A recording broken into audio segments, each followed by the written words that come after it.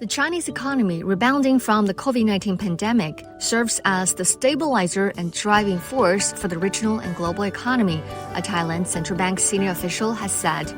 Asia is the fastest growing region in the world, despite the slowdown, and China is playing an important part of that. The world has gone through this high inflation period and a global slowdown. China has managed to keep inflation quite low. Growth is bounced back quite rapidly.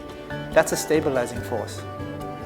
So I think it's actually beneficial for the region and for the global economy.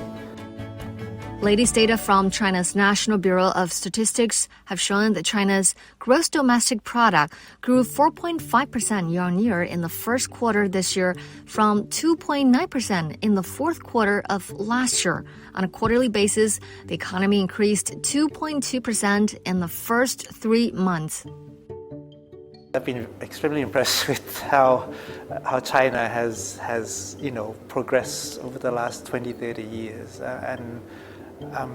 It's done really well in terms of integrating into the global economy, growing at a very rapid pace for a long time. In the short term, we expect around 5.5% this year and around the same next year. That's still a quite high growth rate for the size of the economy that you have. China is very important to ASEAN and very important to Thailand. China is the biggest trading partner for ASEAN as a whole.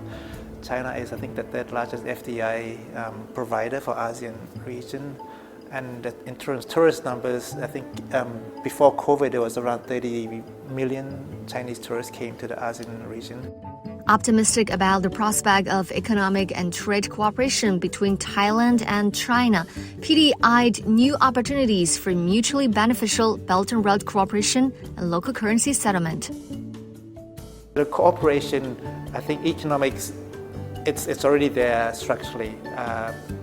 We are very integrated and very close, and the longer term issues, including the Belt and Road initiative that China is pursuing, we are part of that, and the infrastructure that is envisaged to be developed would benefit both of our countries.